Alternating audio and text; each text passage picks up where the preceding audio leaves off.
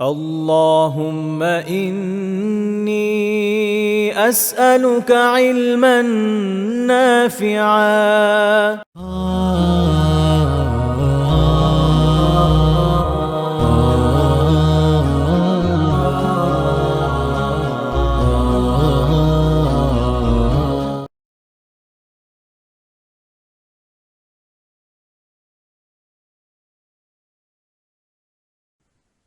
السلام عليكم ورحمة الله وبركاته. الحمد لله رب العالمين، والصلاة والسلام على سيد المرسلين وعلى آله وأصحابه أجمعين. سبحانك لا علم لنا إلا ما علمتنا، إنك أنت العليم الحكيم. اللهم رب زدني علما، رب اشرح لي صدري ويسر لي أمري واحلل عقدة من لساني يفقه قولي. رب يسر ولا تعسر وتمم علينا بالخير. আল্লাহ রব্বুল আলমিনের দরবারে অসংখ্য গণিত শুকরিয়া। আল্লাহ সুবহানাহু ওয়া তাআলা আমাদেরকে দিন শিখার আরেকটি হালকায় অংশগ্রহণ করার তৌফিক দান করেছেন। আলহামদুলিল্লাহ। আমাদের পক্ষ থেকে অসংখ্য অগণিত দুরূদ ও সালাম আমাদের প্রিয় নবী মুহাম্মদ সাল্লাল্লাহু আলাইহি ওয়াসাল্লামের প্রতি। তো আমরা রিয়াদুস সালেহিন নিয়ে গত সপ্তাহে দর্শ শুরু করেছিলাম। আলহামদুলিল্লাহ। তো গত সপ্তাহে বলেছিলাম রিয়াদুস সালেহিন হচ্ছে উল্লেখযোগ্য কিছু হাদিসের মেইন মেইন যে সকল হাদিসগুলো আছে, এই সকল হাদিসগুলো বিষয়ভিত্তিক এই বইয়ের মধ্যে সংকলন করা হয়েছে। তো আমরা এই বিষয়ের হাদিসগুলো আমরা পড়ার চেষ্টা করব। তো আমরা গত সপ্তাহে শুরু করেছিলাম হচ্ছে নিয়ত সম্পৃক্ত হাদিস। তো এ ব্যাপারে গত সপ্তাহে আমার যতটুকু মনে পড়ে 5টা হাদিস মনে হয় পড়েছিলাম, ঠিক আছে কিনা গত জি সপ্তাহে যারা ভাইয়া, ছিলেন? আলহামদুলিল্লাহ। সালাম। জি, 5টা। তো আজকে আমরা 6 নম্বর হাদিস থেকে শুরু করবো ইনশাল্লাহ। আসলে হাদিস পাঠ করার একটা ট্রেডিশনাল পদ্ধতি আছে।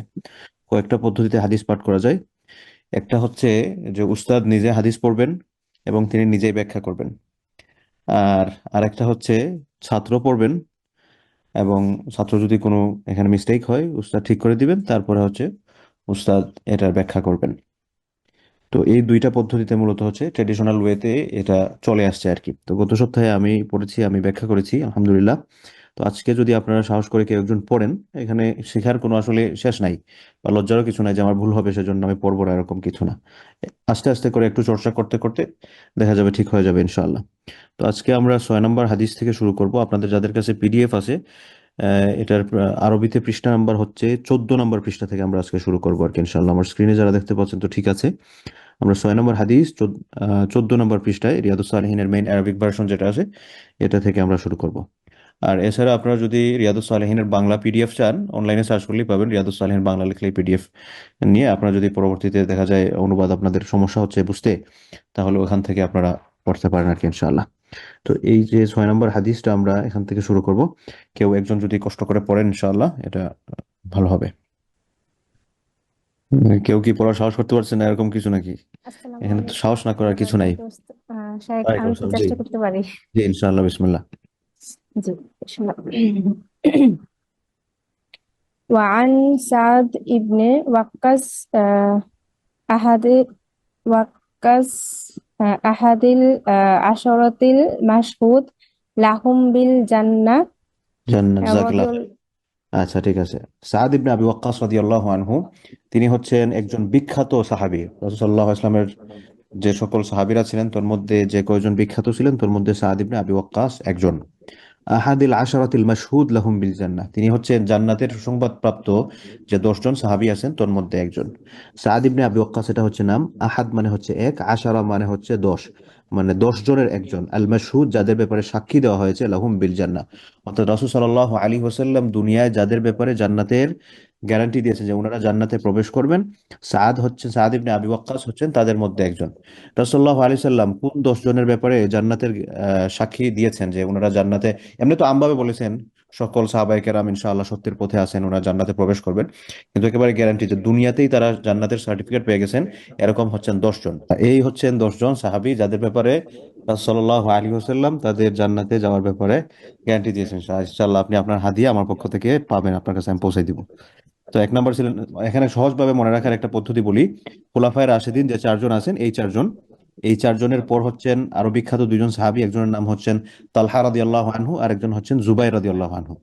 এই 6 জন হচ্ছেন মানে রাসূলুল্লাহ ইসলামের সময়কার যে সকল গুরুত্বপূর্ণ বিষয়ে যে পরামর্শগুলো হতো, এই 6 জন অধিকাংশটার মধ্যেই থাকতেন। বা সাহাবায়ে কেরামদের খেলাফতকালে যেই কয়েকজনকে নিয়ে বেশি বেশি পরামর্শ হতো, এই 6 জন। তো 4 খুলাফায়ে রাশিদিন, এরপরে হচ্ছেন জুবায়ের আর হচ্ছেন তালহা, এখানে পেলেন 6 জন। এই 6 জনের পর যে 2-3 জন সাহাবী খুব বেশি টাকাওয়ালা ছিলেন, তোর মধ্যে একজন হচ্ছেন ওসমান আর একজন হচ্ছেন আব্দুর রহমান ইবনে আউফ।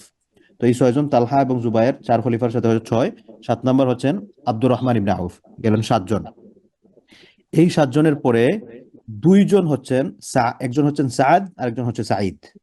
সাদ ইবনে আবি ওয়াক্কাস আর সাঈদ ইবনে যায়েদ হলো 9 জন। আর 10 নম্বর হচ্ছে আবু উবাইদা ইবনুল জার্রাহ।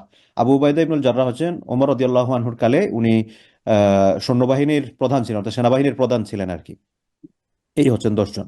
তো সাদ ইবনে আবি ওয়াক্কাস রাদিয়াল্লাহু আনহু, উনি হচ্ছেন জান্নাতের 10 জন যে সুসংবাদপ্রাপ্ত তোর মধ্যে একজন আর কি।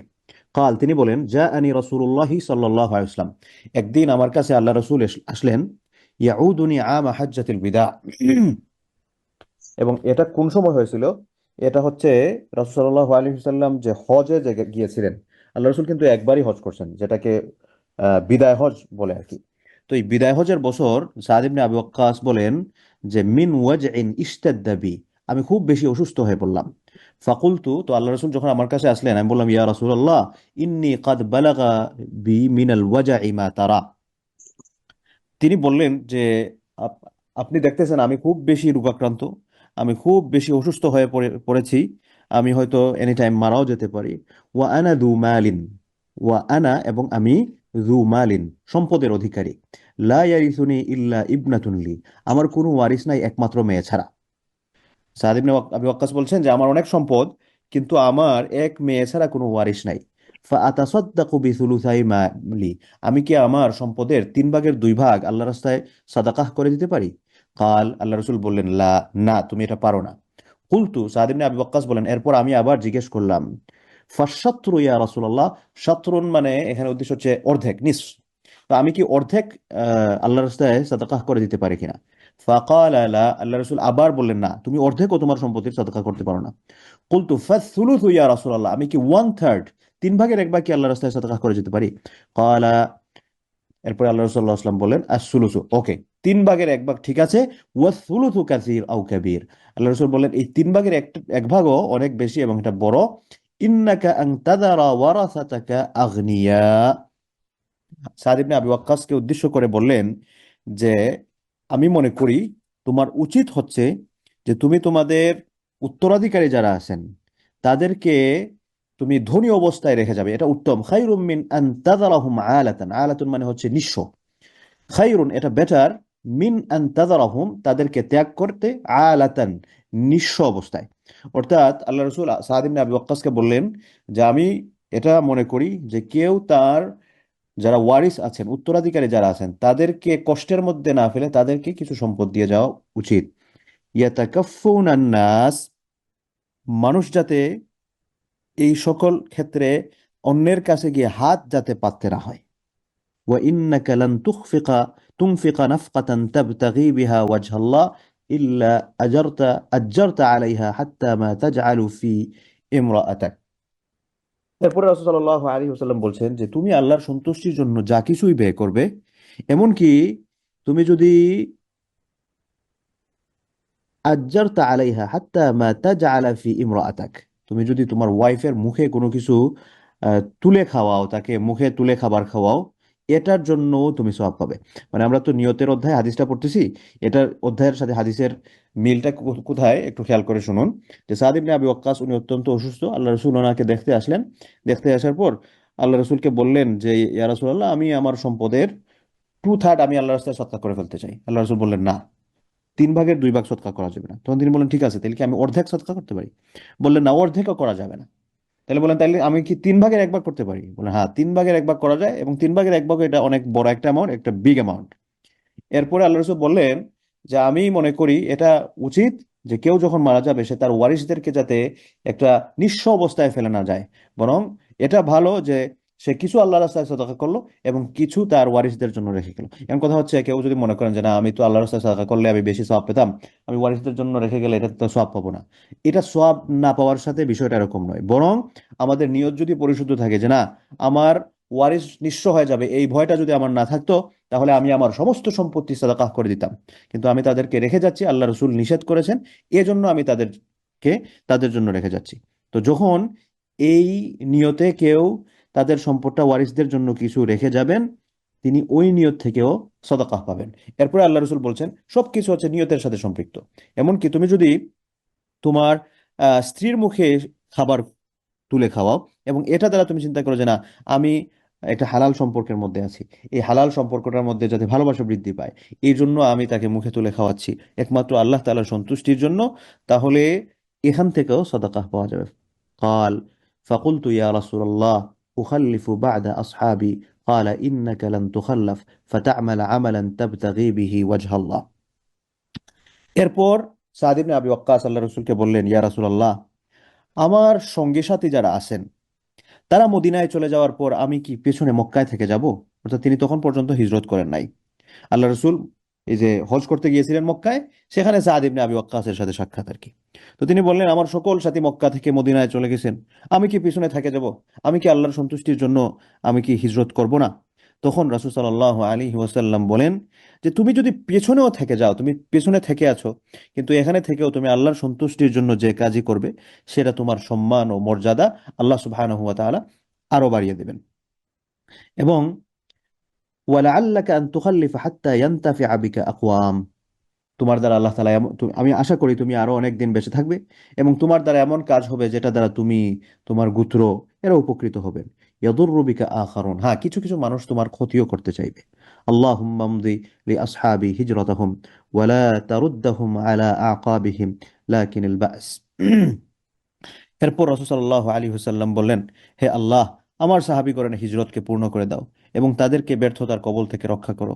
তবে সাদ ইবনে আহ এখানে অন্য আরেকটা বিষয়, এটা বললে লম্বা আলোচনা, সেদিকে আর না যাই। তো এখান থেকে দেখেন রাসূল সাল্লাল্লাহু আলাইহি ওয়াসাল্লাম সাদ ইবনে আবি ওয়াক্কাসকে দানের একটা রূপরেখা দিয়েছেন। তো আমরা দানের ক্ষেত্রে যে আমি আমার সমস্ত সম্পদ আল্লাহর রাস্তায় দান করার জন্য দাম না, আমি আমার ওয়ারিসদের জন্য কিছুই রাখবো না, সেটা নয়, বরং আমি আমার ওয়ারিস যারা আছেন তাদের জন্য একটা অ্যামাউন্ট রেখে যাবো, একটু দান করব, একটু রেখে যাব। হ্যাঁ, যদি মনে হয় যে কারো ওয়ারিস এমন মিসগাইডেড হয়েছেন, আমি যদি রেখে যাই তারা এটাকে হারাম কাজে ব্যবহার করবেন বা এটাকে মানে দিনের কোনো ফায়দাই হবে না, একেবারে মানে মেসাকার হয়ে যাবে, এমতো অবস্থায় কেউ যদি সাদাকাহ করে যেতে চান সেটা ভিন্ন বিষয়। 7 নম্বর হাদিস। হাদিস বর্ণনাকারী হচ্ছেন আবু হুরায়রা রাদিয়াল্লাহু আনহু। আবু হুরায়রা এটা উনার উপাধি, উনার মেইন নাম হচ্ছে আব্দুর রহমান ইবনে সাখার। আবু হুরায়রা রাদিয়াল্লাহু আনহুর নামকরণটা কিভাবে হলো? উনি খুব বিড়াল পছন্দ করতেন। তো একদিন আবু হুরায়রা রাদিয়াল্লাহু আনহু আল্লাহ রাসূলের কাছে আসছেন, উনার দুই পকেটের মধ্যে দুইটা বিড়ালের বাচ্চা লুকানো ছিল এবং উনি যখন আসলেন তখন এই দুই পকেট থেকে দুইটা বিড়াল বের হলো। আবু হুরায়রা এগুলা নিয়ে খেলাধুলা করতেছিলেন আর কি। তখন আল্লাহ রাসূল মজা করে বললেন, ইয়া আবা হুরায়রা, হে বিড়ালের পিতা। তো সেখান থেকে আবু হুরায়রা রাদিয়াল্লাহু আনহু উনি ওনার নামকে পরিবর্তন করে উনি আবু হুরায়রা নামে প্রসিদ্ধি পাওয়া শুরু করলেন। তো উনি বলছেন, আল্লাহ রাসূল সাল্লাল্লাহু আলাইহি ওয়াসাল্লাম বলেন, ক্বালা রাসূলুল্লাহ সাল্লাল্লাহু আলাইহি ওয়াসাল্লাম, আচ্ছা, আমরা হাদিস পড়তে গিয়ে যতবার আল্লাহ রসুলের নাম আসবে আমি না বললেও আপনারা সবাই মনে মনে সাল্লাল্লাহু আলাইহি ওয়াসাল্লাম বলবেন। এতে করে আমরা প্রত্যেকেই 10টা করে রহমত পাবো এবং আমাদের নাম সহ আল্লাহ রসুলের কাছে পৌঁছানো হবে, ইয়া রাসূলুল্লাহ, আপনার উম্মতের মধ্য থেকে অমুক আপনার কাছে সালাম পেশ করেছেন। তো এটা হচ্ছে হাদিস পাঠের অন্যতম একটা উপকার, যে যতগুলো হাদিস পড়বো সেখানে আমার অটোমেটিকলি আল্লাহ রসুলের প্রতি আমি দরুদ পাঠ করতেছি। তো তিনি বলছেন, ইন্নাল্লাহা, নিশ্চয় আল্লাহ, ইন্না মানে হচ্ছে নিশ্চয়, ইন্নাল্লাহা নিশ্চয় আল্লাহ তাআলা, লা ইয়ানজুরু ইলা আজসামিকুম, আল্লাহ সুবহানাহু ওয়া তাআলা তোমাদের শরীরের দিকে তাকান না। ইন্নাল্লাহা, ইনডিড আল্লাহ সুবহানাহু ওয়া তাআলা, লা ইয়ানজুরু, ডাজন্ট লুক ইলা আজসামিকুম, he doesn't look to your body, Allah তাআলা তোমাদের শরীরের দিকে তাকান না। ওয়ালা ইলা সুয়ারিকুম, তিনি তোমাদের আকার আকৃতির দিকে তাকান না। ওয়ালাকিন, কিন্তু, ইয়ানজুরু ইলা কুলুবিকুম, তিনি তোমাদের অন্তরের দিকে তাকান। অর্থাৎ এখান থেকে দুইটা বিষয়। 1 নম্বর বিষয় হচ্ছে আমাদের বাহ্যিক যে সকল ইবাদতগুলো আছে, এই ইবাদত করতে গিয়ে আমরা আমাদের বডি ল্যাঙ্গুয়েজ, হ্যাঁ, আমাদের আকার আকৃতি, এই সকল বিষয় কিছুই আল্লাহ সুবহানাহু ওয়া তাআলার কাছে ম্যাটার করে না। আমি সাদা নাকি কালো, আমি আহ, খুব সুন্দর করে নিজেকে প্রেজেন্ট করতে পারি নাকি পারে না, এই সকল বিষয় কোনো কিছুই ম্যাটার করে না। একটা জিনিসই ম্যাটার করে, সেটা হচ্ছে আমার অন্তরের মধ্যে কি আছে। আমি ঈদুল আজহা আসলে, কোরবানির ঈদের মধ্যে সবচেয়ে বড় গরু জবাই করলাম, কি জন্য? অমুক লন্ডনী সাহেব, অমুক আমেরিকান সাহেব, অমুক বিদেশি সাহেব যেই বড় গরু কোরবানি দিয়েছে, অমুক শিল্পপতি, বাপরে বাপ, যে বড় গরু কোরবানি দিয়েছে, আল্লাহ সুবহানাহু ওয়া তাআলা এগুলোর দিকে তাকাবেন না, তাকাবেন কোথার দিকে? অন্তরের দিকে। এই জন্য আল্লাহ তাআলা বলেছেন লা ইয়ানালুল্লাহা লুহুমুহা ওয়ালা দিমাউহা ওয়ালাকিন ইয়ানালুহুত তাকওয়া মিনকুম, যে কুরবানির যে পশু, এটার রক্ত, এটার মাংস কোনো কিছুই আল্লাহ তাআলার কাছে পৌঁছায় না, তাকওয়াটা পৌঁছায়। এজন্য আমরা কোনো কিছু করতে গিয়ে আমাদের আউটসাইড, আমাদের outfit, it doesn't matter to Allah সুবহানাহু ওয়া তাআলা। যেই জিনিসটা আল্লাহ তাআলার কাছে ম্যাটার করে সেটা হচ্ছে কুলুবিকুম, আমাদের অন্তরের মধ্যে কি আছে। তো আপনি একজনের সাথে ভালো সম্পর্ক বজায় রাখতেছেন বাহিরে বাহিরে, কিন্তু অন্তরে আপনি হাসাদ, হিংসা লালন করে রাখতেছেন। তো বাহিরে কি করতেছেন সেটার চেয়ে আপনার অন্তরের মধ্যে যেটা আছে সেটা কিন্তু বেশি ম্যাটার করে। আপনি একজন মানুষের সাথে দেখা যায় খুব হৃদ্যতাপূর্ণ সম্পর্ক, মনে মনে আপনি তার ধ্বংস কামনা করেন, মনে মনে তার গীবত করেন, মনে মনে তার চুগলখড়ি করেন, আপনার অন্তরের মধ্যে যা কিছু আছে সমস্ত সবকিছু ম্যাটার করে। একজন মানুষ ইবাদত বন্দেগী করতেছে কি জন্য? মানুষ তাকে যাতে বলে করে ভালো মানুষ, কিন্তু অন্তরের মধ্যে এগুলার প্রতি সে টান অনুভব করে না। আল্লাহ তাআলা ঠিকই অন্তরের দিকেই দেখবেন। এই হচ্ছে বিষয়। 8 নম্বর হাদিস। عن أبي موسى عبد الله بن قيس الأشعري رضي الله عنه قال سئل رسول الله صلى الله عليه وسلم عن الرجل يقاتل شجاعة ويقاتل حمية ويقاتل رياء أي ذلك في سبيل الله؟ فقال رسول الله صلى الله عليه وسلم من قاتل لتكون كلمة الله هي العليا فهو في سبيل الله متفق عليه। হাদিস যিনি বর্ণনা করছেন সাহাবীর নাম হচ্ছে আব্দুল্লাহ ইবনে কাইস, উনার উপাধি হচ্ছে আবু মুসা। আবু মুসা মানে হচ্ছেন মুসার পিতা, ওনার ছেলের নাম হচ্ছে মুসা। আবু মুসার আবু মুসা আব্দুল্লাহ ইবনে কায়েস তিনি বলছেন যে আল্লাহ রসুলকে একবার এটা জিজ্ঞেস করলেন একজন মানুষ, সুইলা রাসূলুল্লাহ সাল্লাল্লাহু আলাইহি ওয়াসাল্লাম, আল্লাহ রসুলকে জিজ্ঞেস করা হলো আনির রাজুলি, একজন মানুষ সম্পর্কে। এই মানুষটা ইউকাতিলু সুজাআতান, তিনি যুদ্ধ করতেন শৌর্য বীর্য বা তার যে মনে করেন বরত্ব, বা তাই উনি উনি অনেক বীর বিক্রম এটা প্রকাশ করার জন্য। ইউকাতিলু, উনি লড়াই করতেন। সুজাআতান, সুজাআতুন শব্দের অর্থ হচ্ছে এই যে সুজাআতুন, সুজাআতুন মানে হচ্ছে শৌর্য বীর্য প্রদর্শন করা, বীরত্ব প্রদর্শন করা। ওয়া ইউকাতিলু হামিয়াতান, এবং এক ব্যক্তি যুদ্ধ করত নিজের বংশের গৌরব বা আত্মগৌরব বা বংশীয় মর্যাদা যেটা আছে সেটা প্রকাশ করার জন্য। ওয়া ইউকাতিলু রিয়াআন, এবং আরেকজন হচ্ছে লোক দেখানোর জন্য লড়াই করতো। একজন লড়াই করতে হচ্ছে বীরত্ব প্রদর্শনের জন্য, আরেকজন তার আত্মগৌরব বা বংশমর্যাদা, যে অমুক বংশের পুলা বাপ রে বাপ যেই লড়াই করে। আরেকজন হচ্ছে ইউকাতিলু রিয়াআন, মানুষ যাতে বলে অমুক হচ্ছে যোদ্ধায় যুদ্ধ করে। আইয়ু যালিকা ফি সাবিলিল্লাহ, এই তিন দলের মধ্য থেকে, এই তিন ব্যক্তির মধ্য থেকে কোনটা আল্লাহ তাআলার রাস্তায় যুদ্ধ বলে, জিহাদ বলে অ্যাকসেপ্টেবল হবে? ফাকাল রাসূলুল্লাহ সাল্লাল্লাহু আলাইহি ওয়াসাল্লাম, আল্লাহ রাসূল বললেন মান কাতালা লিতাকুনা কালিমাতুল্লাহি হিয়াল উলিয়া ফাহুয়া ফি সাবিলিল্লাহ। আল্লাহ রসুল বললেন যে ব্যক্তি কেবল আল্লাহ সুবহানাহু ওয়া তাআলার কালেমাকে সুউচ্চ করার জন্য, বুলন্দ করার জন্য লড়াই করে, সেই হচ্ছে একমাত্র আল্লাহ তাআলার রাস্তায় যুদ্ধ করছে বলে বিবেচিত হবে। তো এখানে তিনজন ব্যক্তি, তিনজনের কেউই তো আল্লাহর কালিমা বুলন্দ হোক, দিন বুলন্দ হোক সেটার জন্য যুদ্ধ করছেন। একজন হচ্ছে বীরত্ব প্রদর্শনের জন্য, আরেকজন হচ্ছে আত্মগৌরব বা বংশমর্যাদা প্রকাশ করার জন্য, আরেকজন হচ্ছে মানুষ দেখানোর জন্য। তিনজনের কেউই নাই। সব আরেকজন দেখেন যে কাজটা কিন্তু সেম, সবাই যুদ্ধ করতেছে, কিন্তু কার যুদ্ধ অ্যাকসেপ্টেবল হচ্ছে, কার যুদ্ধ হচ্ছে না কেন? সবকিছু হচ্ছে নিয়তের উপর। এজন্য বলা হয়েছে ইন্নামাল আমালু বিন্নিয়াত, সকল আমল হচ্ছে নিয়তের উপর নির্ভরশীল। এরপর হচ্ছে 9 নম্বর হাদিস। তো 9 নম্বর হাদিস, হাদিস যিনি বর্ণনা করছেন ওনার নাম হচ্ছে নুফাই ইবনে হারিস, হারিসের ছেলে নুফাই। নুফাই হাদিস বর্ণনা করতেছেন। নুফাইর আবার উপাধি হচ্ছে আবু বাকরা। উনি বলছেন রাসূল সাল্লাল্লাহু আলাইহি ওয়াসাল্লাম বলেন ইদাল তাকাল মুসলিমানি বিসাইফিহিমা, যদি দুইজন মুসলিম তরবারি সহ সাক্ষাৎ করে, তার মানে হচ্ছে দুজন মুসলিম যদি লড়াই করে, ইদা যখন ইলতাকা সাক্ষাৎ করবে, মুসলিমানি দুইজন মুসলিম, বিসাইফিহিমা উইথ দেয়ার সোর্স, তাদের তরবারি সহ, অর্থাৎ দুজন মুসলিম যদি তাদের তরবারি সহ একজন আরেকজনের সাথে মারামারি করে, ফাল কাতিল ওয়াল মাকতুল ফিন্নার, এবং এমত অবস্থায় কেউ একজন নিহত হয়েছে, কেউ একজন বেঁচে আছে এরকম আর কি, তখন হত্যাকারী এবং যে ব্যক্তি নিহত হয়েছেন দুই ব্যক্তি হচ্ছে জাহান্নামী। অর্থাৎ মুসলমানদের মধ্যে কোনো লড়াই হতে পারে না। সুবহানাল্লাহ, এই হাদিসটা চিন্তা করে দেখেন আমাদের সমাজের মধ্যে কি পরিমাণ মানুষ এই হাদিসের এগেইনস্টে গিয়ে জাহান্নামে যাচ্ছেন। আল্লাহ রসুল স্ট্রেইট ফরওয়ার্ড বলছেন ইদাল তাকাল মুসলিমান বিসাইফিহিমা, মুসলমানদের মধ্য থেকে দুই দল যদি মুখোমুখি সাক্ষাৎ হয় লড়াইয়ের ময়দানে, ফাল কাতিল ওয়াল মাকতুল ফিন্নার, কাতিল হত্যাকারী, মাকতুল যে ব্যক্তি নিহত হয়েছে, হত্যাকারী এবং নিহত ব্যক্তি ফিন্নার জাহান্নামী। কুলতু, আমি বললাম, আমি বলতে কি, নুফাই ইবনে হারিস যিনি হাদিস বর্ণনা করছেন তিনি বললেন ইয়া রাসূলুল্লাহ, হে আল্লাহ রসুল, হাদাল কাতিল, আচ্ছা ঠিক আছে হত্যাকারী জাহান্নামে যাবে, সে হত্যা করেছে সেজন্য যাবে বুঝতে পারতেছি, ফামা বালুল মাকতুল, যে ব্যক্তি নিহত হয়েছে তার কি হলো? সে ব্যক্তি মারা গেছে, সে আবার কেন জাহান্নামে যাবে? কাল, তখন আল্লাহ রাসূল বললেন, ইন্নাহু কানা হারিসান আলা কাতলে সাহিবিহি, নিহত ব্যক্তি যদিও মারা গেছে কিন্তু যখন জীবিত ছিল, হারিসান, সে লুবি ছিল, আলা কাতলে সাহিবিহি, তার সাথীকে হত্যা করার জন্য। অর্থাৎ সে যখন জীবিত ছিল, he wanted to kill his mat.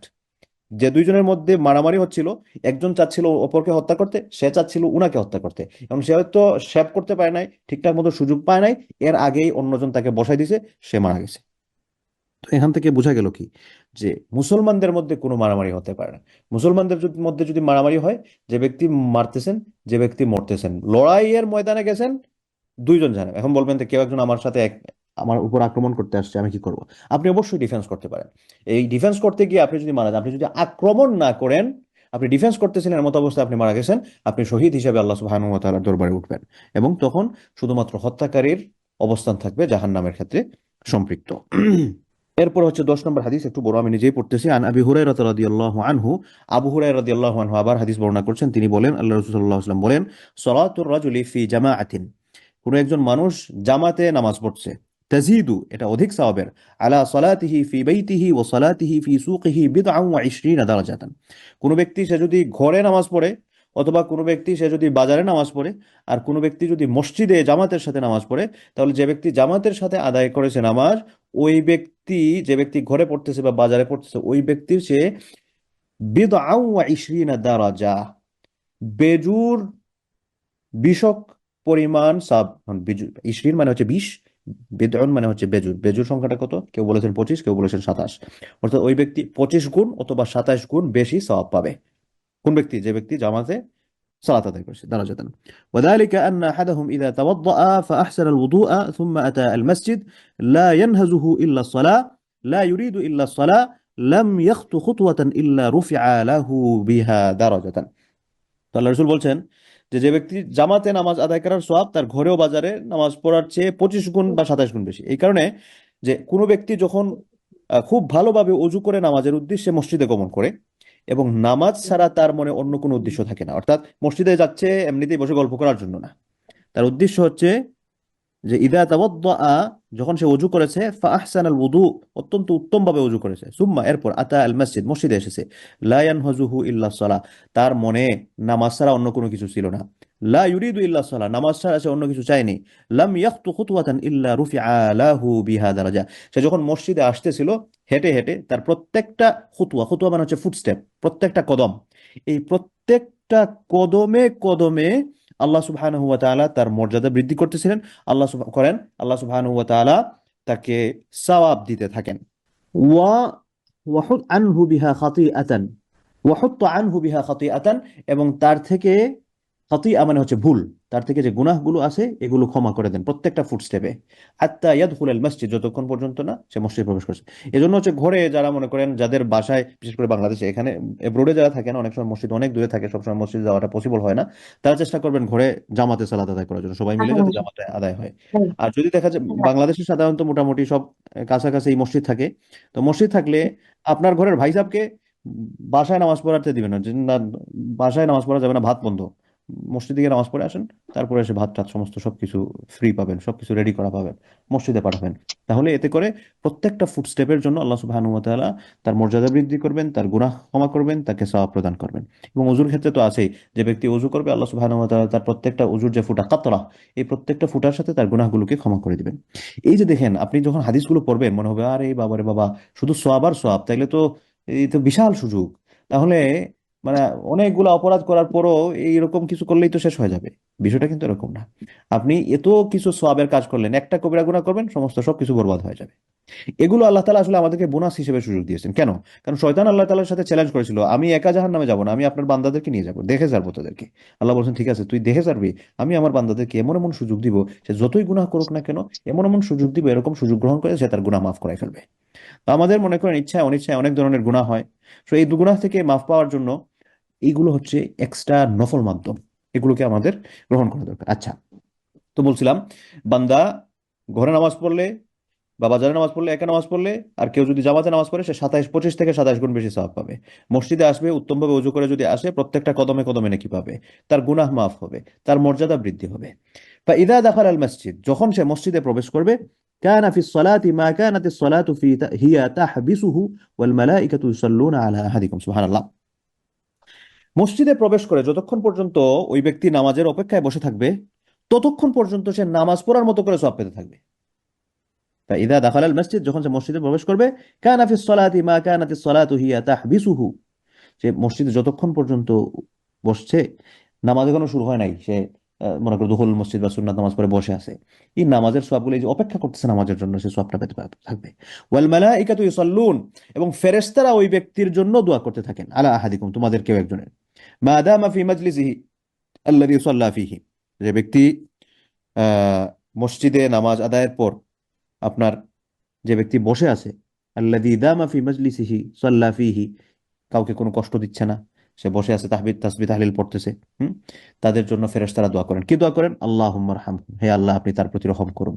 ওয়াগফির লাহু আপনি তাকে ক্ষমা করুন আল্লাহুম্মা তুব আলাইহি আপনি তার তওবাকে কবুল করুন লাম ইউযি ফীহি মা লাম ইউহদিস ফীহি সে তার প্রতি দয়া প্রদর্শন করতে বলেন যতক্ষণ পর্যন্ত না সে কাউকে কষ্ট দিচ্ছে মুত্তাফাকুন আলাইহি এটা বুখারী মুসলিমের হাদিস সুবহানাল্লাহ তো এই জন্য এখন বলবেন যে বোনেরা যারা মসজিদে যেহেতু তাদের ঘর উত্তম তারা কি করবেন তারা মনে করেন যায় নামাজ বিছায় নামাজের জায়গায় আপনি নামাজের জন্য বসে আছেন বা নামাজ পড়ে তাসবিহ তাহলিল করতেছেন এই সেম বিষয়গুলো আপনাদের ক্ষেত্রেও প্রযোজ্য হবে ইনশাআল্লাহ এখন বলবেন তো আমি তো মসজিদ যেতে পারি না প্রত্যেক কদমে কদমের সওয়াবটা আমি কেমনে পাবো তো এই কদমে কদমে আপনার না হেঁটেও আপনি কদমের সওয়াব পেয়ে যাবেন নিয়তের মাধ্যমে কিভাবে যে আল্লাহ আমি যদি পুরুষ হইতাম তাহলে হচ্ছে আমি হেঁটে হেঁটে মসজিদে গিয়ে নামাজ পড়তাম আমি যেহেতু পুরুষ না আমি যেহেতু নারী এবং আমার ক্ষেত্রে ঘর হচ্ছে নামাজের জন্য উত্তম জায়গা সেজন্য আপনার আদেশ হিসাবে আমি ঘরে নামাজ পড়তেছি পুরুষ হলে ঠিকই কিন্তু মসজিদে চলে যেতাম আপনি কিন্তু এই নিয়তটা করার মাধ্যমে সওয়াবটা পেয়ে যাবেন ইনশাআল্লাহ 11 নম্বর হাদিস আন আবিল আব্বাস আব্দুল্লাহ ইবনে আব্বাস রাদিয়াল্লাহু আনহু আব্দুল্লাহ ইবনে আব্বাস রাদিয়াল্লাহু আনহু উনি হচ্ছেন ওনাকে বলা হয় রাইসুল মুফাসসিরিন লিডার অফ দ্য মুফাসসির মানে হচ্ছেন যারা কোরআনের ব্যাখ্যা করেন মুফাসসির মানে হচ্ছে বাংলাদেশে দেখবেন কিছু আছেন যে যারা ওয়াজ মাহফিলের সময় শুধুমাত্র ওয়াজ করেন আর বলেন হচ্ছে মাজলিসুল মুফাসসির কিন্তু এটা খুব ভারী শব্দ বাংলাদেশে যারা বক্তা আছেন এরা হচ্ছেন ওয়াইজ উপদেশ দেন ওনারা মুফাসসির না মুফাসসির হওয়ার জন্য মানে কোরআনের ব্যাখ্যা করার জন্য অনেক জ্ঞান থাকা দরকার ওনার অ্যারাবিক গ্রামারের উপরে খুব ডিপ নলেজ থাকতে হবে হাদিসের উপর খুব ডিপ নলেজ থাকতে হবে হাদিসের নিয়মাবলী যেগুলো আছে উসুলে হাদিস এটার ব্যাপারে খুব ডিপ নলেজ থাকতে হবে তাফসিরের কিছু রুলস রেগুলেশন আছে এটাকে উসুল তাফসির বলে এ ব্যাপারে খুব বেশি ডিপ নলেজ থাকতে হবে তারপর হচ্ছে ফিকহের আন্ডারস্ট্যান্ডিং থাকতে হবে ইসলামিক ল এর ব্যাপারে খুব ডিপ আন্ডারস্ট্যান্ডিং থাকতে হবে তারপর হচ্ছে কোরআনুল কারীমের যে অলংকার শাস্ত্র এটাকে বালাগাহ বলা হয় ইলমুল বালাগা এই ইলমুল বালাগা বা অলংকার শাস্ত্র আরবি সাহিত্যের এটা সম্পর্কে অত্যন্ত উঁচু মাপের জ্ঞান থাকতে হবে তাহলে ওই ব্যক্তিকে মুফাসসির বলা যায় তো আব্দুল্লাহ ইবনে আব্বাস উনি ছিলেন হচ্ছে সত্যিকারের মানে উনার মাধ্যমে কোরআনের যে ব্যাখ্যার যে একটা ট্র্যাডিশন উনার এটা শুরু হয়েছে আপনাদের যাদের আরবি তাফসির পড়ার সুযোগ আছে আপনারা অনলাইনে সার্চ করতে পারেন আমি একটা বইয়ের নাম বলি তানভীরুল মিকবাস ফি তাফসির ইবনে আব্বাস তানভীরুল মিকবাস ফি তাফসির ইবনে আব্বাস এটা হচ্ছে ইবনে আব্বাস রাদিয়াল্লাহু আনহু যে তাফসিরগুলো করেছেন এটার উপরে লেখা একটা গ্রন্থ আর কি তাফসির ইবনে আব্বাস এটা আপনারা এটা আবার মানে একটু এটা হচ্ছে যারা মনে করেন বিগিনিং লেভেলে আছেন তাদের বুঝতে কষ্ট হবে তো যারা মোটামুটি একটু অ্যাডভান্স লেভেলে পড়াশোনা করেন বা আরবি সম্পর্কে যাদের জানাশোনা আছে তারা আপনারা চাইলে দেখতে পারেন যাই হোক তো আব্দুল্লাহ ইবনে আব্বাস রাদিয়াল্লাহু আনহু উনি আল্লাহ রাসূলের চাচাতো ভাই ছিলেন কাজিন আল্লাহ রাসূলের একজন চাচার নাম ছিল আব্বাস রাদিয়াল্লাহু আনহু তো আব্বাসের ছেলে আব্দুল্লাহ ইবনে আব্বাস তিনি বর্ণনা করছেন আন রাসূলিল্লাহ সাল্লাল্লাহু আলাইহি ওয়াসাল্লাম ফিমা ইয়ারউই আন রাব্বিহি আযজা ওয়া জাল্লা قال এটা হচ্ছে হাদিসে কুদসি কাকে বলে হাদিসে কুদসি মানে হচ্ছে যেটার কথাটা হচ্ছে স্বয়ং আল্লাহ তাআলার কিন্তু এটা বর্ণনা করতেছেন রাসূল সাল্লাল্লাহু আলাইহি ওয়াসাল্লাম তো এটার আর কোরআনের পার্থক্য কি কোরআনটা হচ্ছে জিবরাইল আলাইহিস সালামের মাধ্যমে আল্লাহ রাসূল পর্যন্ত এসেছে কোরআনে সংরক্ষিত আছে আর হাদিসে কুদসি হচ্ছে এটা জিবরাইল আলাইহিস সালামের মাধ্যমে কোরআন যেরকম এসেছে ওইরকম আসে নাই আল্লাহ সুবহানাহু ওয়া তাআলা সরাসরি রাসূল সাল্লাল্লাহু আলাইহি ওয়াসাল্লামের অন্তরের মধ্যে ঢেলে দিয়েছেন বা জানিয়ে দিয়েছেন বা কোনো ফেরেশতার মাধ্যমে জানিয়েছেন এভাবে হোক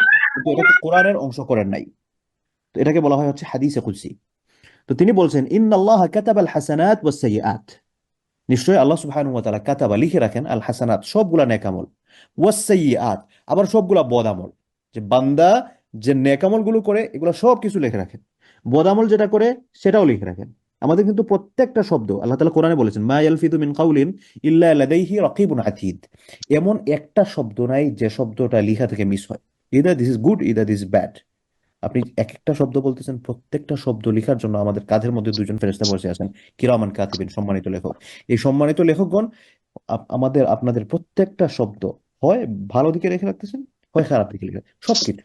এই জন্য বলেছে ইন্নাল্লাহ, নিশ্চয় আল্লাহ তাআলা, কাতাবাল হাসানাত, তিনি সবগুলো উত্তম কাজ লিখে রাখেন, ওয়াসসাইয়্যাত, এবং মন্দ কাজ। সুম্মা বায়্যানা যালিকা, এরপর তিনি এটা বর্ণনা করেন। ফামান হাম্মা বিহাসানাতিন ফালাম ইয়ামালহা কাতাবাহা আল্লাহু তাবারাকা ওয়া তাআলা ইনদাহু হাসানাতান কামিলা। কোনো একজন ব্যক্তি কোনো একটা ভালো কাজ করার ইচ্ছা প্রদর্শন করেছে, যে না আমি এটা করব, কিন্তু কোনো কারণে সে এটা করতে পারে নাই। ব্যক্তি কাজটা করতে না পারলেও ওই যে ইচ্ছা প্রদর্শন করেছে যে না আমি এটা করব, এই ইচ্ছার কারণে আল্লাহ সুবহানাহু ওয়া তাআলা ওই ব্যক্তি ওই কাজ করার সওয়াব দিয়ে দিবেন। আপনি নিয়ত করলেন আমি এবার ইনশাআল্লাহ উমরায় যাব, বা আমি এবার ইনশাআল্লাহ হজে যাব, কিন্তু কোনো একটা ভ্যালিড রিজনের কারণে আপনি সেটা করতে পারলেন না, আপনি সওয়াব পেয়ে যাবেন ইনশাআল্লাহ। কারণ কি, ওই যে নিয়ত, আমরা সবগুলো হাদিস কিন্তু নিয়তের সাথে সম্পৃক্ত। মনে করেন 9 নম্বর হাদিসে আমরা পড়েছি, দুই হত্যাকারী নিহত ব্যক্তি দুইজনই জাহান্নামী। কেন? কারণ হচ্ছে তার মনে, যে ব্যক্তি নিহত হয়েছে তার মনেও ছিল আমি যদি সুযোগ পাইতাম তারে হত্যা করে ফেলতাম। তারপরের ব্যক্তি হচ্ছে ওই ব্যক্তি নামাজ আদায় করতে যাবে, সে সওয়াব পেতে থাকবে। কেন সওয়াব পাবে? সে মসজিদে বসে আছে আল্লাহ তাআলার সন্তুষ্টি হওয়ার জন্য। এটা কেন বসে আছে? অন্তরের সাথে সম্পৃক্ত, সবগুলা নিয়তের সাথে। তো এরপরে 11 নম্বর হাদিসে আল্লাহ তাআলা বলছেন যে আল্লাহ তাআলা উত্তম কাজ অনুত্তম কাজ সবকিছু লিখে রাখেন, এরপরে এগুলা বর্ণনা করেন। তবে কেউ যদি ইচ্ছা প্রদর্শন করে কোনো একটা ভালো কাজের, সে কোনো কারণে সে এটা করতে পারলো না, আল্লাহ সুবহানাহু ওয়া তাআলা সেটার জন্য সওয়াব দিয়ে দেন। ওয়া ইন হাম্মা বিহা ফাআমিলাহা কাতাবাহা আল্লাহু 10 হাসানাত ইলা 700 ضعফিন মিন ইলা আদআফিন কাসীরা। কোনো ব্যক্তি ভালো কাজ করার ইচ্ছা প্রদর্শন করেছে, তারপর সেটা করে এসেও, যে উমরায় যাব, ব্যক্তি উমরায় চলে গেছে। সাদকা করার নিয়ত করেছে, ব্যক্তি সাদকাও করেছে। নামাজ পড়ার নিয়ত করেছে, ব্যক্তি নামাজ পড়ার নিয়ত। বিবাহ করার নিয়ত করেছে, ব্যক্তি বিবাহ করেছে। মানে যেটাই নিয়ত করেছে সেটা করেছে, আল্লাহ সুবহানাহু ওয়া তাআলা এই ভালো কাজের সওয়াব তো দিবেনই, এটাকে কমপক্ষে 10 গুণ আরো বাড়াবেন। 10 থেকে নিয়ে 700 গুণ পর্যন্ত বাড়িয়ে আল্লাহ তাআলা আমাদের আমলনামায় সওয়াব দিবেন। সুবহানাল্লাহ। এরপর বলছেন وإن هم بسيئة فلم يعملها كتبها الله عنده حسنة كاملة حسنة كاملة। কোনো একজন ব্যক্তি আবার মন্দ কোনো কাজের ইচ্ছা প্রদর্শন করেছে, যে যাই আমি অমুক মানুষের সম্পদ মেরে দিব, এখানে 2 নাম্বারই করব, সুদ খাবো, এখানে ঘুষ খাবো, এখানে হচ্ছে হারাম রিলেশনে জড়াবো, অমুকের সাথে গিয়ে দেখা করব হারাম ভাবে। কিন্তু হঠাৎ করে মনে করবো না আমি এটা করবো না, আল্লাহকে ভয় করে এটা ছেড়ে দিলাম, এটা হারাম কাজ করবো না। নিয়ত করেছিল হারাম কাজ করার জন্য, কিন্তু আল্লাহ তাআলার জন্য ছেড়ে দিয়েছে। আল্লাহ সুবহানাহু ওয়া তাআলা বলছেন যে কাতাবাহাল্লাহু ইনদাহু হাসানাতান কামিলা, আল্লাহ সুবহানাহু ওয়া তাআলা তার আমলনামার মধ্যে পুরোপুরি সওয়াব লিখে রাখবেন। সুবহানাল্লাহ। ওয়া ইন হাম্মা বিহা ফাআমিলাহা কাতাবাহাল্লাহু সাইয়্যাতান ওয়াহিদা। আর কোনো ব্যক্তি খারাপ কাজ করার নিয়ত করেছে, খারাপ কাজ করার নিয়ত করে সেই ব্যক্তি খারাপ কাজটা করেও ফেললো, আল্লাহ তাআলা বলেন তখন ওই ব্যক্তির আমলনামায় যে পরিমাণ খারাপ কাজ করেছে ওই পরিমাণ একটা গুনাহ লিখে রাখা হয়, এটাকে বাড়িয়ে লেখা হয়। কিন্তু নেকির যখন লিখে রাখা হয় তখন অত্যন্ত বড় করে লিখে রাখা হয়। সুবহানাল্লাহ, কেমন ভালোবাসা আল্লাহ তাআলার আমাদের ব্যাপারে, দেখেন। এরপরে হচ্ছে 12 নম্বর হাদিস, অনেক লম্বা হাদিস। আন আব্দুল্লাহ আন আবি আব্দুর রহমান আব্দুল্লাহ ইবনে ওমর ইবনে খাত্তাব রাদিয়াল্লাহু আনহু, হাদিস বর্ণনা করছেন হযরত ওমর ইবনে খাত্তাব রাদিয়াল্লাহু আনহুর ছেলে আব্দুল্লাহ ইবনে ওমর। আব্দুল্লাহ ইবনে ওমর অত্যন্ত প্রসিদ্ধ এক সাহাবী, অনেকগুলো হাদিস বর্ণনা করেছেন, মুহাদ্দিস সাহাবী ছিলেন। উনার উপনাম হচ্ছে আবু আব্দুর রহমান, অর্থাৎ উনার ছেলের নাম ছিল আব্দুর রহমান। তিনি বলছেন সামিআতু রাসূলুল্লাহ সাল্লাল্লাহু আলাইহি ওয়াসাল্লাম, আমি আল্লাহ রাসূল থেকে শুনেছি, ইনতালাকা সালাসাতু নাফারিন মিম্মান কানা ক্বাবলাকুম, তোমাদের পূর্বে 3জন লোক তারা পথ চলতেছিল। 3জন লোক পথ চলতেছিল মানে হচ্ছে তারা বনী ইসরাইলের যুগের আর কি, ঈসা আলাইহিস সালামের সময় বা তার আগের হতে পারে। তো 3জন লোক তারা পথ চলতেছিল, হাত্তা আওয়াহুমুল মাবিত ইলা গারিন, এই পথ চলতে গিয়ে তারা ওই লাকড়ি কুড়ানোর কাজে বা তাদের দৈনন্দিন কাজের জন্য তারা জঙ্গল দিয়ে চলতেছিল। এমত অবস্থায় আওয়া হুমুল মাবিদ, তাদেরকে রাত পেয়ে বসলো, অর্থাৎ রাত হয়ে গেল। তখন ইলা গারিন ফাদাখালুহু, তারা সেখানে একটা গুহার মতো পেলো, তারা এটার মধ্যে প্রবেশ করলো। ফানহাদারাত সাখরাতুন মিনাল জাবাল, তারা যেই ওই গুহার মধ্যে প্রবেশ করলো তখন একটা সখরা মানে হচ্ছে বড় পাথর, সখরাতুম মিনাল জাবাল, জাবাল মানে হচ্ছে পাহাড়, পাহাড় থেকে একটা বড় পাথর এসে এই যে গুহা যেটা আছে এই গুহার মুখটাকে বন্ধ করে দিল। ফাসাদ্দাত আলাইহিমুল গার, এবং পাথরখণ্ডটা যখন গড়িয়ে আসলো, এসে এটার মুখ বন্ধ করে দিয়ে তাদের যে বের হওয়ার জায়গা, সাদ্দা মানে হচ্ছে বাধার সৃষ্টি করা, এবং তাদেরকে এখানে আটকে ফেলা, এখান থেকে তারা আর বের হতে পারছে না। ফাসাদ্দা আলাইহিমুল গার, তাদের মধ্যে এই গুহাটা তাদেরকে আটকে ফেললো পাথরের মাধ্যমে।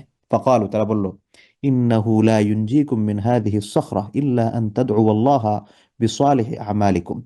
এর আগে একটু ঘটনা আছে, তারা এই পাথরকে সরানোর জন্য অনেক চেষ্টা করে, কিন্তু কোনোভাবে এই পাথরকে সরানো তো পসিবল হয় নাই, বরং তারা চুল পরিমাণও নাড়াতে পারে নাই।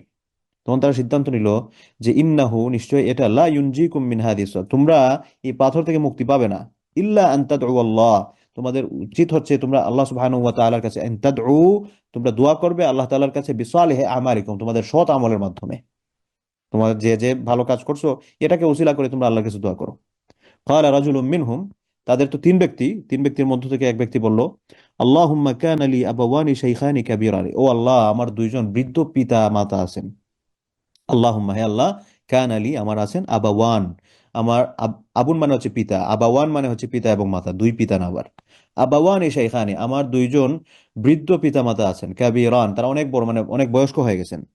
ওয়া কুনতু লা আগবিকু ক্বাবলাহুমা আহলান ওয়ালা মালান ফানাআ বি তালাবুশ শাজারি ইয়াওমান ফালাম উরিহ আলাইহিমা হাত্তা নামা ফাহালাবাত লাহুমা গাবুকাহুমা ফাওয়াজাদতুহুমা নাইমাইন ইলা আখির। তো এই ব্যক্তি বলল, হে আল্লাহ, আমার দুইজন বয়স্ক পিতামাতা আছেন, আমি যখনই কাজ থেকে ফিরি, বন জঙ্গল থেকে আমি আমার কাঠের জ্বালানিগুলো সংগ্রহ করি, এগুলা আহ, সংগ্রহ করে আমি যখন ফিরি, ফিরে গিয়ে সর্বপ্রথম আমি আমার পিতামাতাকে, আমি তাদের জন্য দুধ নিয়ে যাই এবং তাদেরকে আমি প্রথমে দুধ পান করাই। তো একদিন আমি অনেক দূরে চলে গেলাম আমার জ্বালানির লাকড়ি সংগ্রহ করার জন্য, এবং সেখান থেকে ফিরতে আমার অনেক রাত হয়ে গেল। তো যখন আমি ফিরতেছিলাম, ফিরে এসে দেখলাম যে তারা দুজন ঘুমায় পড়ছেন, তারা আর জাগ্রত নাই। কিন্তু আমার তো উসুল হচ্ছে, আমার নিয়ম হচ্ছে আমি তাদেরকে সব সব সময় আমি খাওয়াই। এবং তারা ঘুমায় পড়ছেন, আমি মনে করছিলাম যে তারা হয়তো জাগ্রত হবেন। আমি তাদের পাশে আমি দুধের পেয়ালা হাতে নিয়ে দাঁড়িয়ে থাকলাম। এদিকে তারা জাগ্রত হচ্ছেন না, এদিকে আমি তাদেরকে দিতে পারতেছি না, আর ওইদিকে আমার বাচ্চারা, আমার ফ্যামিলি মেম্বাররা, অন্যরা কান্নাকাটি করতেছে, তাদেরকেও দিচ্ছে না। কিন্তু আমার উসুল হচ্ছে আমি আমার পিতামাতাকে আমি আগে দিব, তারপর অন্যদেরকে দিব। ও আল্লাহ, আপনি দেখেছেন যে আমি তাদের জন্য অপেক্ষা করতে করতে সকাল হয়ে গেল। আমি তাদেরকে সকাল পর্যন্ত আমি অপেক্ষা করতে থাকলাম, কোনোভাবে তারা যদি এটা গ্রহণ করে, কিন্তু কোনোভাবেই তারা এটা গ্রহণ করতেছিল না। তো যেহেতু গ্রহণ করছিল না, আম, ঘুম থেকে জাগ্রত হচ্ছিলেন না, আমি তাদের পাশে দাঁড়িয়ে থেকেছি। সকাল যখন হলেন, সকাল হওয়ার পর আমি তাদেরকে দুধ পান করালাম। এরপরে আমি অন্যান্যদেরকে, আমার ফ্যামিলির অন্যান্যদেরকে দুধ পান করিয়েছি। ও আল্লাহ, তুমি তো জানো আমি এই কাজটা করেছি শুধুমাত্র তোমার সন্তুষ্টি। আল্লাহুম্মা ইন কুনতা ফাআলতা যালিকা, হে আল্লাহ, তুমি যদি মনে করো এটা আমি শুধুমাত্র ইবতিগা ওয়াজহিক, তোমার সন্তুষ্টির জন্য আমি করেছি, ফাফাররিজ আন্না মা নাহনু ফীহি মিন হাযিহিস সাখরা, তাহলে আমাদের থেকে এই পাথরটা সরিয়ে দিন। ফানফাজারাত শাইআন, সে যখন এই ব্যক্তি দোয়া করলো তখন পাথরটা একটু সরে গেল। তবে লা ইস্তাতিউনা আল খুরুজ মিনহু, লা ইস্তাতিউনা আল খুরুজ মিনহু, কিন্তু অবস্থাটা এমন ছিল যে এই পাথরের গুহা থেকে ততক্ষণ পর্যন্ত অল্প সরেছে, কিন্তু বের হওয়ার মতো না। قال الآخر, তখন দ্বিতীয় ব্যক্তি দোয়া করা শুরু করলো, আল্লাহুম্মা ইন্নাহু কানাত লি ইবনাতু আম্মিন কানাত আহাব্বান নাসি ইলাইয়া, ও আল্লাহ, আমার এক কাজিন ছিল, চাচাতো বোন ছিল, ওয়া কুনতু উহিব্বুহা কাআশাদ্দি মা ইউহিব্বুর রিজাল আন-নিসাআ, আমি তাকে প্রচন্ড ভালোবাসতাম, এবং ভালোবাসাটা এ পর্যায়ে ছিল যে একজন পুরুষ একজন নারীকে যে সর্বোচ্চ পর্যায়ে ভালোবাসতে পারে, আমি তাকে ওরকম ভালোবাসতাম, আমি তাকে পছন্দ করতাম। ফাআরাদতুহা আলা নাফসিহা, আমি তাকে একান্ত কাছে পেতে চাইতাম। ফামতানাআত মিন্নি, কিন্তু সে সব সময় আমাকে তার থেকে বারণ করত। হাত্তা আলাম্মাত বিহা সানাতাম মিনাস সিনিন, এমন এরকম অবস্থায় অনেক অনেক সময় পার হয়ে যায়, অনেক সময়, অনেক বছর পার হয়ে যায়। হাত্তা আলাম্মাত বিহা সানাতাম মিনাস সিনিন, বছরের মধ্যে একটা বছর আসে, ওই সময়টাতে দুর্ভিক্ষ দেখা দেয়। ফাজাআতনি ফাআতাইতুহা 20 ওয়া 100 দিনার, সে আমার কাছে এসে হেল্প চায় টাকা পয়সার জন্য। ফাআতাইতুহা, আমি তাকে দিলাম 20 ওয়া 100 দিনার, 120 দিনার, 120টা স্বর্ণ মুদ্রা আমি তাকে দিলাম। আলা আন তুখাল্লি বাইনি ওয়া বাইনা নাফসিহা ফাফআলাত, তবে শর্ত দিলাম সে আমার সাথে একান্তে সময় কাটাতে হবে।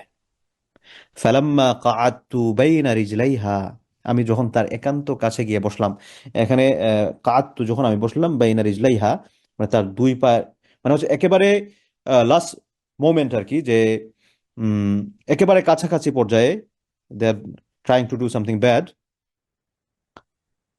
قالت اتق الله ولا تفض الخاتم إلا بحقه।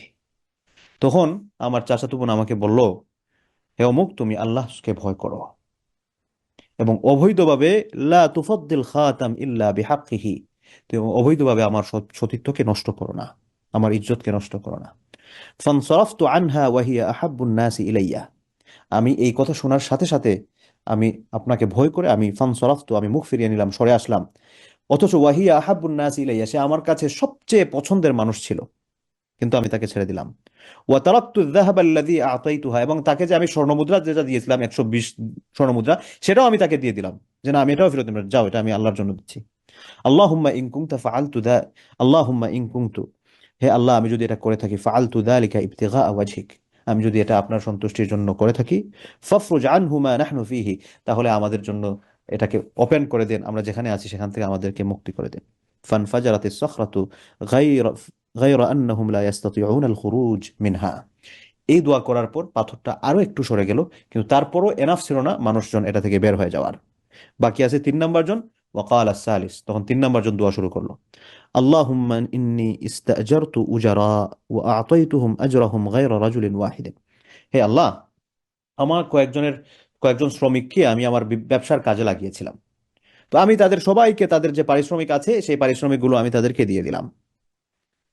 তারাকাল্লাযী কই গেল, ওয়া আ'তাইতুহুম আজরাহুম গায়রা রাজুলিন ওয়াহিদ, একজন ছাড়া সবাইকে তার আমি পারিশ্রমিক দিয়ে দিলাম। তারাকাল্লাযী লাহু যাহাবা ফাসাম্মারতু আজরাহু, কিন্তু এক ব্যক্তি সে মনে করলো যে আমি তাকে যেটা দিতেছি টাকা, এটা তার জন্য কম হয়ে যায়, এজন্য সে এটা গ্রহণ করলো না, গ্রহণ না করে সে এটা ত্যাগ করেই চলে গেল। এরপরে আমি এটাকে আবার রিইনভেস্ট করলাম, হাত্তা কাসুরাত মিনহু আমওয়াল, সেটা থেকে অনেক অনেক অনেক সম্পদ আসতে লাগলো। ফাজাআনি বা'দা হিনিন, বেশ কয়েকদিন পর ওই ব্যক্তি, যে ব্যক্তির টাকা আমি দিয়েছিলাম কিন্তু সে মনে করছে এটা কম হয়ে গেছে, সেটা নেয়নি, সে রেখে চলে গেছিল, সে ব্যক্তি আবার আসলো, এসে বলল, ইয়া আব্দাল্লাহ আদ্দি ইলাইয়া আজরি, আমার যে পারিশ্রমিক তোমার কাছে বাকি ছিল সেটা আমাকে দাও। ফাকুলতু, তখন আমি বললাম, কুল্লু মা তারা মিন আজরিক মিনাল ইবিলি ওয়াল বাকারি ওয়াল গানামি ওয়াল রাকিকি, এই যে তুমি যতগুলা, আমি তার এটাকে তো রিইনভেস্ট করছিলাম, তো রিইনভেস্ট থেকে আমি উট গরু ছাগল ভেড়া চাকর বাকর অনেক কিছু আমি সেখান থেকে অর্জন করি। তো আমি তাকে ওই এলাকায় নিয়ে উট গরু ছাগল ভেড়া সমস্ত সব কিছু দেখিয়ে বললাম, এই সমস্ত সব কিছু হচ্ছে তোমার, এই সব উট সব গরু সব ছাগল সব চাকর সব তোমার। ফাকাল ইয়া আব্দুল্লাহ লা তাস্তাহজি বি, হে আব্দুল্লাহ, তুমি আমার সাথে লা তাস্তাহজি বি, আমার সাথে ঠাট্টা মশকারি করো না। ফাকুলতু লা আস্তাহজি বিকা, আমি বললাম, আমি তোমার সাথে ঠাট্টা মশকারি করতেছি না, আমি এভাবে এভাবে তোমার টাকা পয়সাগুলো ইনভেস্ট করেছিলাম, এখান থেকে টাকা পয়সা সমস্ত সবকিছু আসছে, এগুলো সবকিছু তোমার, তুমি নিয়ে যাও। ফাআখাযাহু কুল্লাহু, আমি মনে করছিলাম হয়তো সে কিছু আমার জন্য রেখে যাবে, কিন্তু সে পুরাটাই নিয়ে গেল। ফাস্তাকাহু ফালাম ইয়াতরুক মিনহু শাইআন, সে আমার জন্য কোনো কিছুই রেখে যায়নি, তো আমি খুশি মনে তাকে দিয়ে দিছি, কারণ এটা তার হক।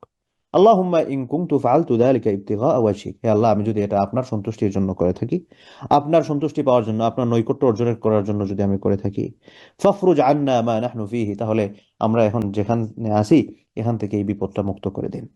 ফানফাজারাতিস সাখরাত, এরপর থেকে আহ পাথর যেটা আছে এই পাথরটা এই গুহার মুখ থেকে সরে গেল, এবং এটা পুরোপুরি সরে গেল, মানুষজন বের হওয়ার মতো যে পরিমাণ স্পেস দরকার সেই পরিমাণ স্পেস তারা পেয়ে গেল।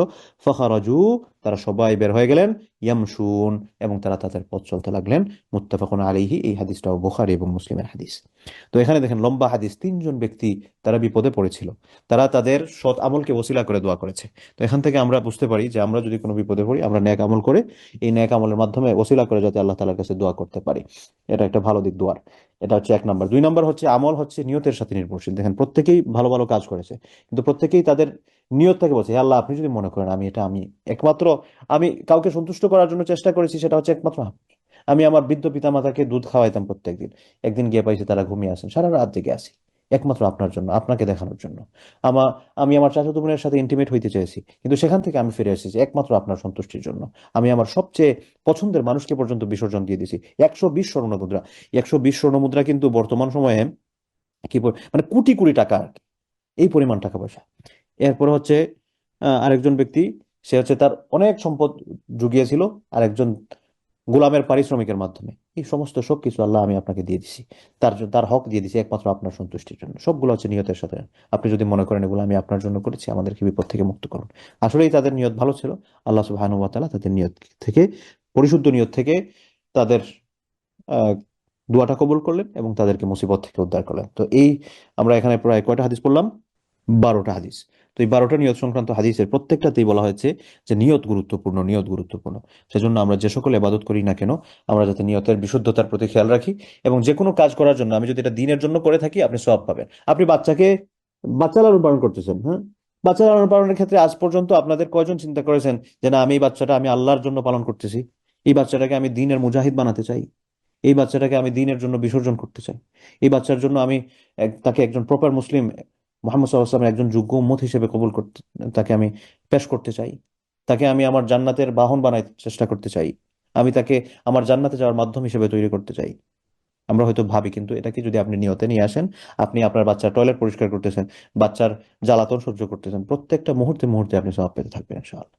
আপনি হাজবেন্ড এন্ড ওয়াইফের আন্ডারস্ট্যান্ডিং, সবাই এটা স্বাভাবিক বিষয়, এটা আন্ডারস্ট্যান্ডিং আছে, কিন্তু ওয়াইফ, কয়জন ওয়াইফ চিন্তা করেন যে না, আমি হাজবেন্ডের এই কথাটা হাজবেন্ড আমাকে বলেছেন, আমি এটা শুনতেছি, কারণ আল্লাহ তাআলা বলেছেন হাজবেন্ডের কথা শোনার জন্য, এই জন্য আমি শুনতেছি, এজন্য আমি তার আনুগত্য করছি, তার প্রতি ভালোবাসা থেকে অবশ্য ঠিক আছে, এটা দুনিয়াবি রিজন হতে পারে, কিন্তু এটা আল্লাহর জন্য আমি করতেছি। আমি তার এই কাজটা করে দিচ্ছি একমাত্র ফর দ্য সেক অফ আল্লাহ সুবহানাহু ওয়া তাআলা। আমি তার জন্য রান্না করতেছি, এই রান্নাটা করতেছি আমি আল্লাহ তাআলার জন্য। এই যে চিন্তাগুলো করবেন, প্রত্যেকটা চিন্তার মাধ্যমে আমাদের সওয়াব অর্জন করার সুযোগ আছে। আমি জয়েন্ট ফ্যামিলিতে আমরা যারা থাকি, জয়েন্ট ফ্যামিলিতে আরো যারা আছেন, বা পাড়া প্রতিবেশীর, তাদের একটু খোঁজ খবর নেওয়া, হাই হ্যালো করা, এমনিতেই তাদের সাথে দেখা সাক্ষাৎ হলে হাই হ্যালো আমরা করি, কিন্তু কয়জন আমরা নিয়ত করে গিয়েছি যে না, আল্লাহ তাআলা আদেশ দিয়েছেন পাড়া প্রতিবেশীর সাথে ভালো সম্পর্ক রাখার জন্য, এটার জন্য আমি যাচ্ছি, আমি একটু দেখা করে আসছি, একটু তাদেরকে একটু, আমরা যা কিছু রান্না করেছি একটু দিয়ে আসলাম, একটু হাদিয়া তোহফা দিলাম। ফ্যামিলিতে যারা আছেন তাদেরকে আমি তাদের হক আদায় করার জন্য এই জিনিসগুলো করে দিচ্ছি। এগুলো কিন্তু খুবই ছোট ছোট কাজ, কিন্তু এই ছোট কাজটাই যখন নিয়ত করে করবেন, এই নিয়তের বদৌলতে অনেক অনেক সওয়াব অর্জনের সুযোগ আছে, কিন্তু সেটা আমরা করি না। তো এই নিয়তের ব্যাপারে আমরা যাতে এখন থেকে সতর্ক হই ইনশাআল্লাহ। যা কিছুই করব, আগে আমি সেন্সটা তৈরি করে ফেলবো যে না, আমি এটার জন্য এটা করছি, তাহলে ইনশাআল্লাহ আমরা সওয়াব পেতে থাকবো। তো আজকে এখানে শেষ করতেছি। হাদা ওয়া সাল্লাল্লাহু ওয়াসাল্লাম আলা নবিয়িনা মুহাম্মদ ওয়া আলা আলিহি ওয়া আসহাবিহি আজমাইন। আসসালামু আলাইকুম ওয়া রাহমাতুল্লাহি ওয়া বারাকাতুহু।